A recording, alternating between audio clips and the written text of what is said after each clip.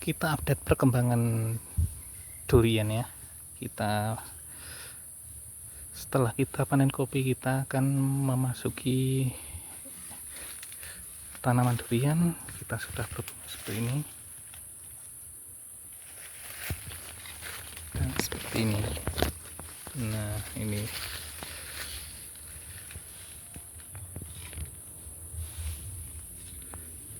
semoga saja bisa